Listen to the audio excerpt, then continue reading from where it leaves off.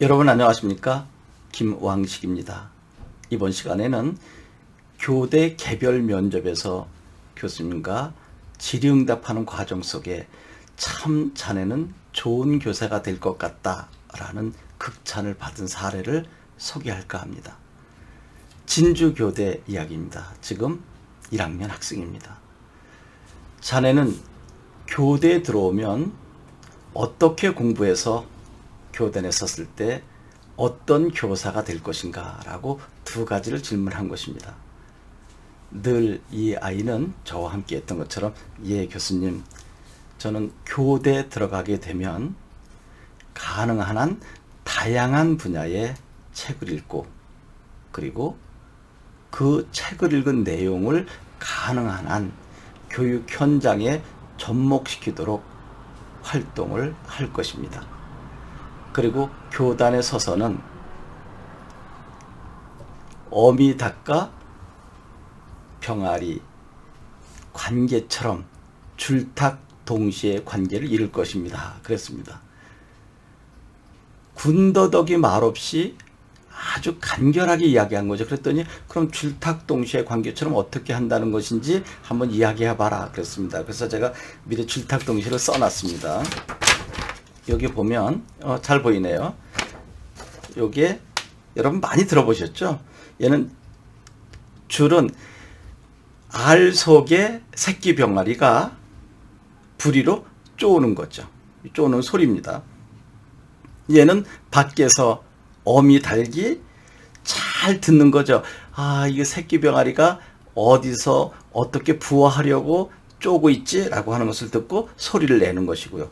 어떻게? 동시에. 이게 바로 줄탁동시죠.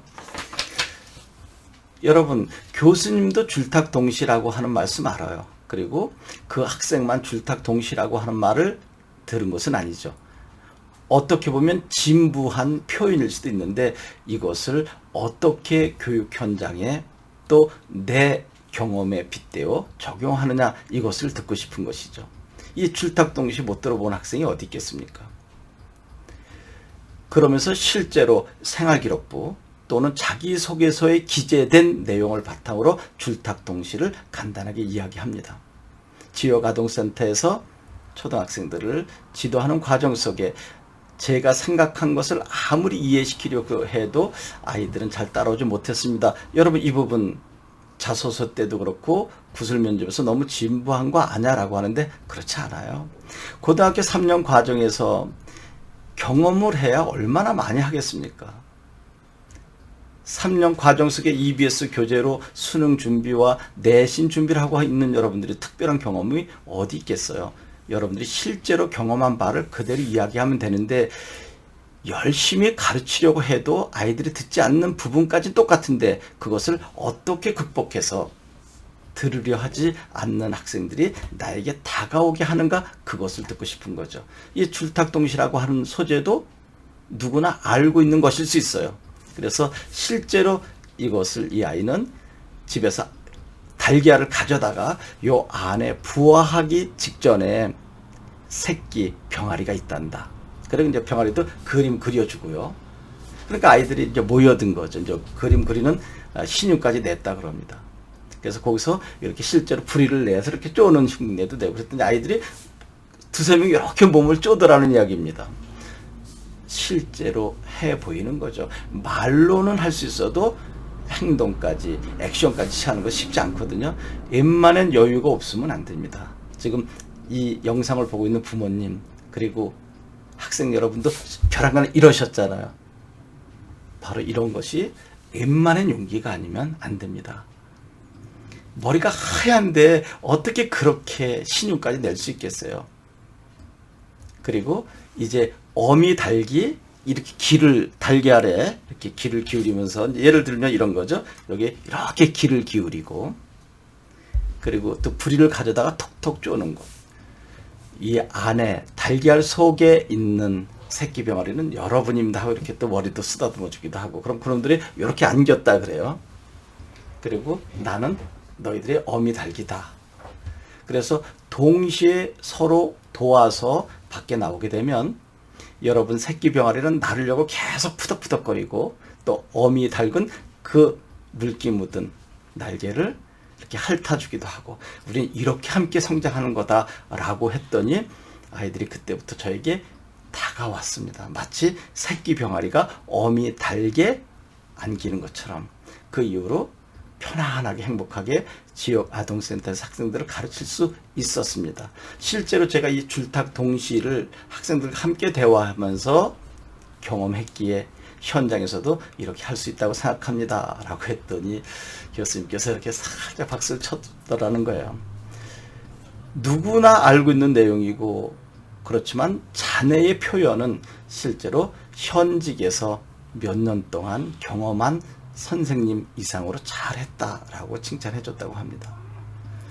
그 친구의 장점은 무엇이었을까? 두 개였어요. 천천히 차근차근 미소 짓고 이렇게 대화했고요. 제가 미소 짓고 여러분과 대화하는 것처럼. 그리고 그 어떻게 보면 무서운 자리잖아요.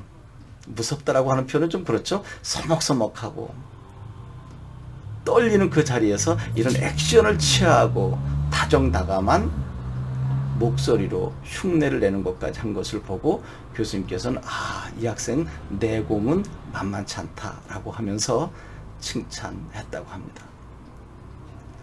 제가 방송을 하면서 여기서 강의하는 내용들은 제 생각을 나름대로 이야기하는 거 아니에요.